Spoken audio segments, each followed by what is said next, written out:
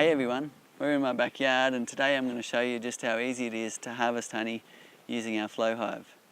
Here's the things you'll need: a jar, a tube to get the honey into the jar, and a flow key to turn to harvest the honey.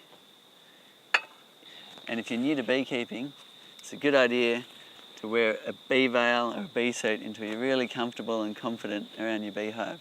Okay, so let's have a look and see how much honey is in the flow frames.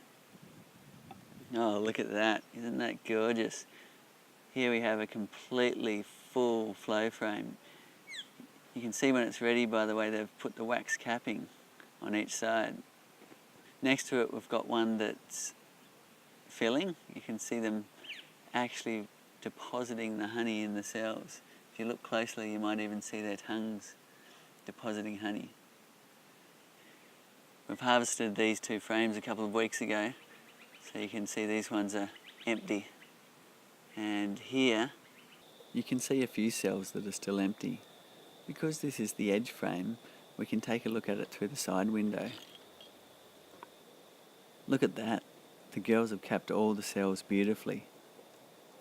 It's good to wait until the frame is all capped, or at least mostly capped, before harvest, so you know the honey is ready and will keep without fermenting. Before you harvest, make sure the hive has a 2.5 degree or more slope backwards so the honey drains out of the frames. If you have a complete flow hive, the slope is already built into the bottom board. There are two positions for this core flute slider. It's important before you harvest to put it into the top position, so if any honey spills, the bees can lick it back up from within the hive. So I'm going to remove the tool access cover, then take out the upper cap. Sometimes you need pliers to do that, especially when they're new from the factory. I'll remove the lower cap, and there's a tag on the end of the flow tube, and that goes into the honey leak back point. So the flow logo's on top of the tube. Put my jar under the tube, and the flow key goes in the lower slot. Cool.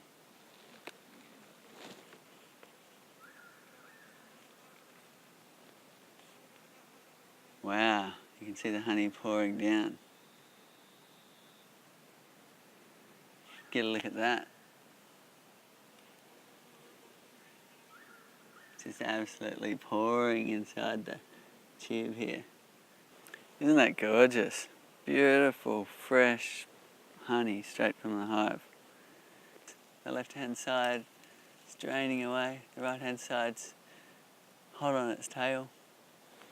Just remember, this is just the honey harvesting process. You still need to look after your bees just as you would with any beehive.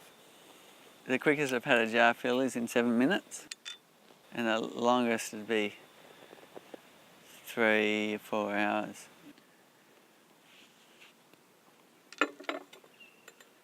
It can be quite hard to turn the handle and open the whole frame at once.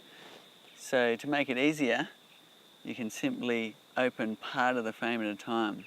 So what we're going to do is open the frame in sections. So I've just put the tool in a quarter. Now I'm going to turn that. Then another quarter. Turn it again. Another quarter. Then all the way.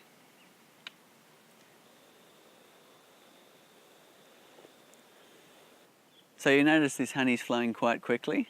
The bees keep the hive at about 35 degrees, which means the honey comes out quite warm. You can feel the jar and feel that the honey actually is a little bit warm. So you can see the bees are hardly disturbed on the comb surface.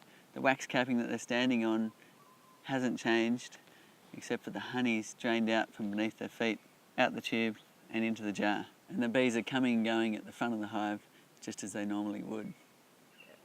Sometimes the honey can take 15 minutes to come out like this jar, or sometimes it can take 3 hours, and it just depends on how thick the honey actually is. So it's springtime here and there's plenty of nectar coming in, so as you can see, the bees haven't come around to rob the honey. But if it was a time where the bees were a bit hungry and you were harvesting, you would need to cover your jar.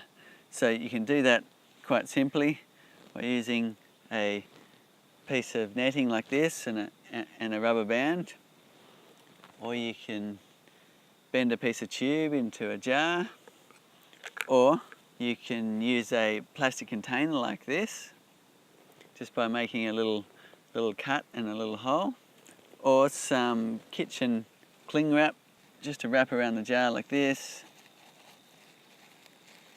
Make sure you save it for next time because I hate wasting plastic. This jar is just about to overflow, so it's more than 3 kilograms of honey now that's come out of that one frame. So we've just had to do a quick jar swap because this jar was just about to overflow.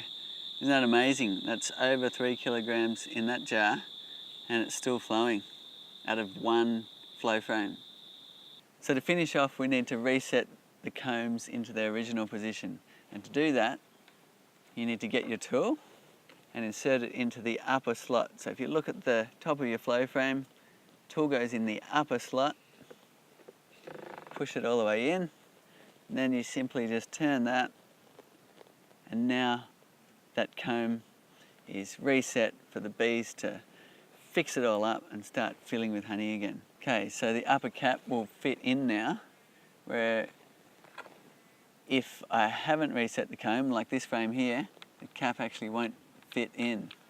So it's a little fail-safe to remind you to reset the comb into the correct position for the bees to use it again and fill it up with honey.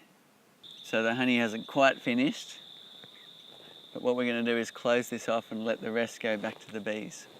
So I pull this out and I put the cap in, and now the last bits will drain through that honey leak back system back into the hive for the bees to reuse, and that makes sure that the trough is clean for next time.